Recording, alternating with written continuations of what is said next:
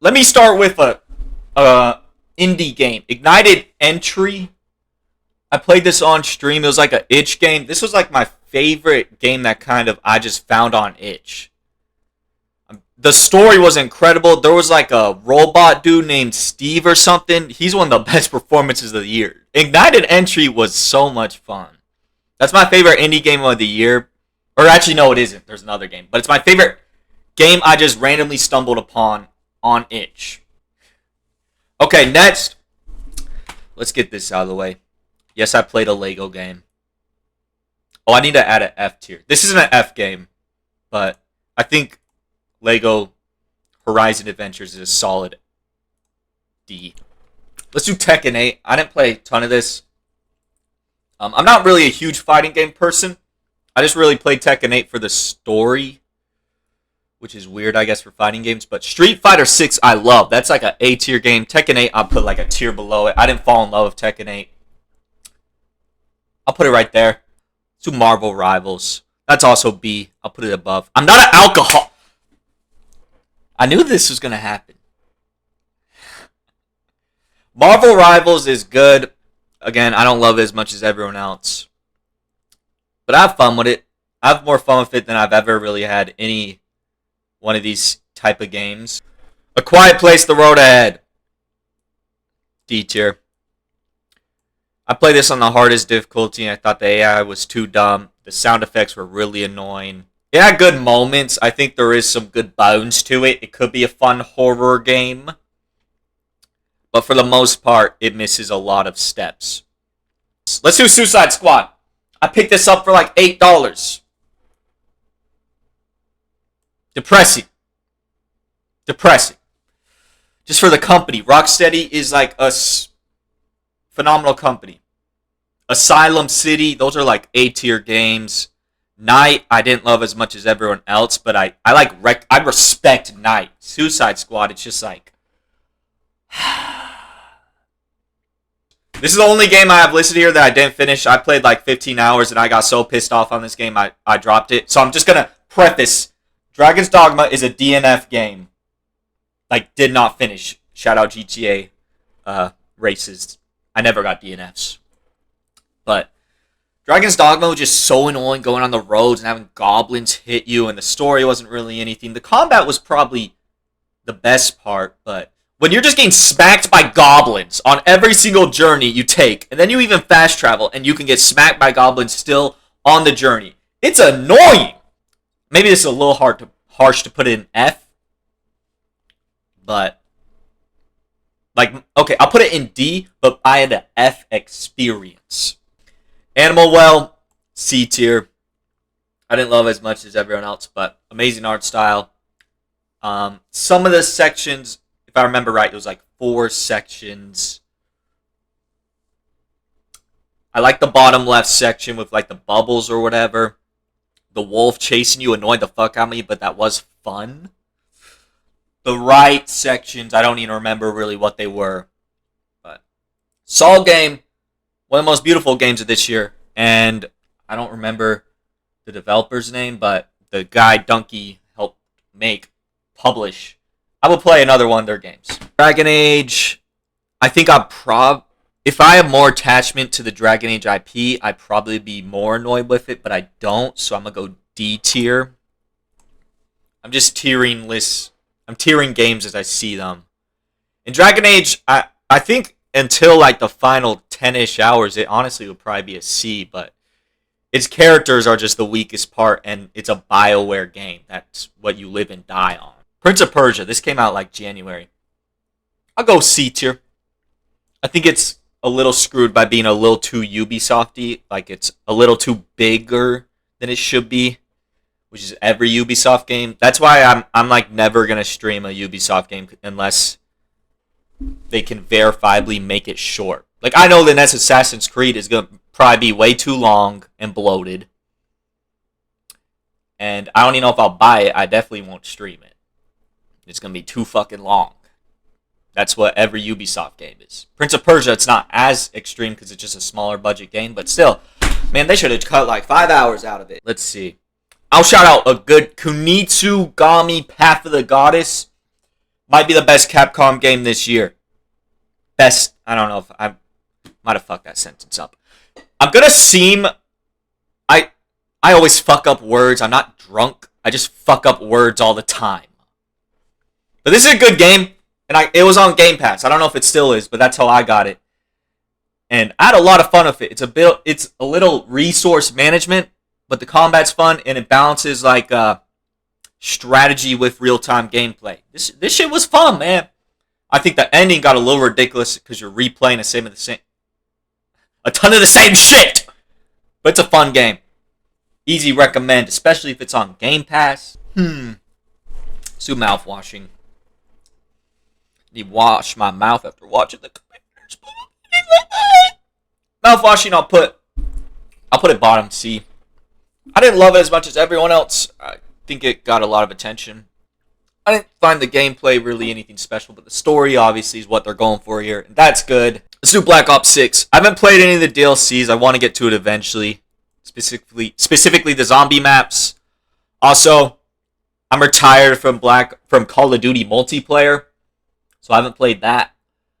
So this is just from campaign and zombies. I think the campaign ends a little lackluster, but the zombies was solid. I'd say it's a top of C. Let's do Plucky Squire. I didn't love Plucky Squire as much as I thought I would. Combat got a little repetitive. I didn't love the story. Some of its boss fights were interesting, and it's got a unique look to it. It's C. I'll put it right. Might do that. I'll do that while we wait here. Another indie game. This might be a B.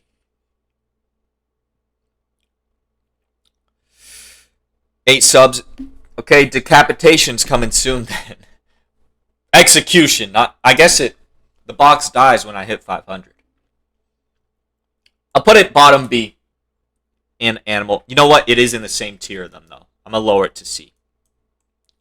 But I'll put it top. Disappointing one, but I kind of was prepped for the disappointment because I wasn't expecting much. But I loved Hellblade 1. Hellblade 2's story is still good. Senua is still a cool character. And the gameplay is a little... It's fun, but like you just want more. I just don't think it does enough to earn a C, so I'm going to keep it on D. But there was some great moments. Oh, the Metro... This is a VR game. That's probably why you didn't hear about it. Let's do that one. This was fun. I've only played Metro Exodus, but Awakening was fun. I had a good time with it. I think some of the gameplay segments went on way too long, but Metro's always had a good story. I'll go B. I'll go like right here. Hellblade. Good gameplay. Good other things I will not discuss because I'm keeping it family friendly. Story isn't particularly amazing, but this game lived or died by the boss fights and gameplay, and that was incredible. Side quests were kind of ass, and they gave me a lot of them, and maybe I just shouldn't have done them, but I was a little bored doing them.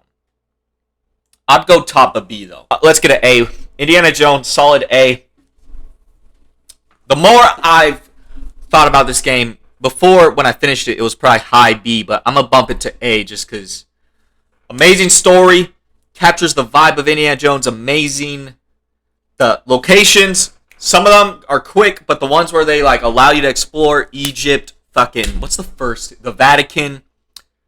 They do a great job of keeping you interested. The side quests are like, they're not Stellar Blade side quests. They put a lot of effort into the side quests, and you can just... The side quests seem like main story shit, which is very impressive. So Indiana Jones, like, I'd put it in this... Uncharted's for me are like practically all A. I think Indiana Jones... The more I think about it, has earned that same tier as Uncharted. I'm Your Beast. This is an easy B. Really fun game. Kind of like Angerfoot, but Angerfoot has guns too. I'm Your Beast is like a time killing shit game. And they also dropped some free levels on that recently. Maybe not recently anymore, like a month ago or something. Solid game. Let me actually bump it up one more spot. Let's do Crush House. I wish I could put this game higher. I really do. But it's got to go D tier just because it gets really repetitive. The first season of this game, before you realize how repetitive it is, it's a B tier. It's the Love Island game I dream of. But then all the other ones just kind of repeat the same process and it doesn't get as interesting. Silent Hill 2, A tier. I'll put it above Indiana Jones just because I think it's a tighter package. And I haven't finished a replay of it, but replaying it was fun with the chainsaw and everything. Good story. What's the main character's name? Sunderfield or whatever. James, I don't know. He's a cool dude. I didn't expect to like the character. I thought he'd be a little vanilla. He's not vanilla. He's a traumatized dude going through shit. Yeah, Silent Hill 2 is a good game. Not much to say on boss fights. Also, it's Resident Evil 4. I think does a third-person survival horror better, but that's also one of the best games I've ever played. So a little unfair. James. It's James, right? Hello, Yoda. For me, this is high C or low B, but I'm going to put it in B looking at the stuff around it. I'm going to go right here. Also, I have not played the new expansion with the new enemies. I have it downloaded. I was focused on getting Metaphor done, so I just didn't have time to really check it out. I'm going to still check it out. Maybe it goes a little bit higher if I play that and I like it. It probably would. But right now, let me bump it up one more. Ooh, actually, this is good. Do I like it more than Marvel Rivals? I think I do. Helldivers 2 has more fun moments. But the loop isn't as engaging for me. Like Marvel Rivals, I'm more wanted to go back to than Helldivers 2. Actually, take it back a second. Hold on. Nah, Helldivers 2's peak is better. Star Wars Outlaws. I'm not going to put it in F. Hold up. Maybe I will. Maybe I'm on my hater shit, but I'm going to put it in F. I don't think the main character is terrible. I think she's the best part of it, but gameplay's really boring. It's shitty stealth. The lockpick system is like, you got to turn that shit off or you're going to lose your mind doing lockpicks in this game.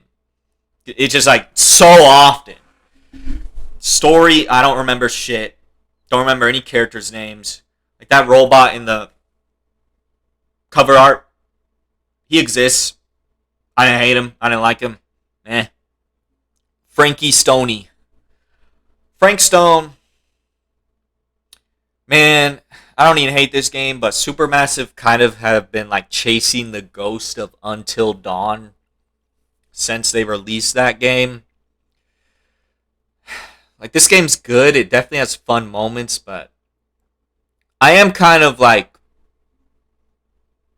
I want to see you guys do something different. The whole horror thing is, how much further can we go with this is basically it. I think it's time to try a different type of theme with this. Angerfoot, I'm going to go with lower. I guess it's not low B. I'm going to go right here. I liked kicking people. I like them eating my toes. Let's get another Crab's Treasure. This is one of my first. This might be actually my first game playthrough I ever did on my channel. Not the first game I played, but the first like playthrough. So this is a good Souls game comp. Also, I'm gonna say this: Shadow of the Erdtree would be S tier, but I'm not ranking expansions. But it's a S tier. Another Crab's Treasure is high B. I'll put it. Ooh, I think I put it above. It's the highest B so far. It's a good ass game, but I just think there's other ones I'd go with. Balatro does have a really good loop though, and I did play it a lot. I'd go here, above Helldivers 2. Let's go. These are all good games. I shouldn't have showed my hand too much. Let's do Astro Bot. Top of B. I can't quite put it in A. I think it could earn A for me since they do update it, and I still do check it out. But right now, I'm like B on the edge of A. I just like Indiana Jones and Silent Hill 2 more. I can't really say much other than that. I also would like Astro Bot to have a little more harder levels. There's like 2 or 3 hard ones. Everything else is a little too easy. But it is a kid's game. And it's a damn good kid's game. Let's do Metaphor then. Metaphor is the freshest game. I actually beat it today while I was very depressed. Not really. Sad, not depressed with the commanders. But Metaphor is an A.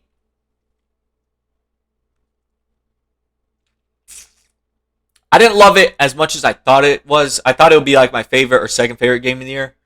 It's probably like, I might go that.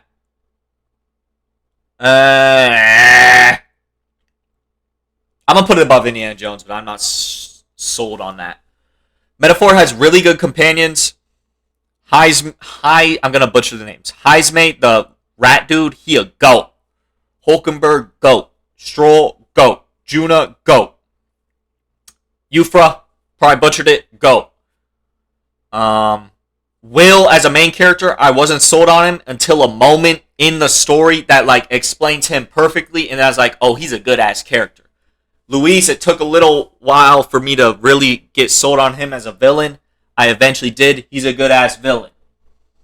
What it comes down to, I wasn't like, I can get into this type of gameplay, but I think the game really demands a lot of side stuff for you to do some of the time, and it does drag a little more than like Final Fantasy VII. Spoiler, it's going to be higher than Metaphor. I thought Final Fantasy VII in this genre did a better job of keeping me excited to do side stuff than Metaphor did. Space Marine 2.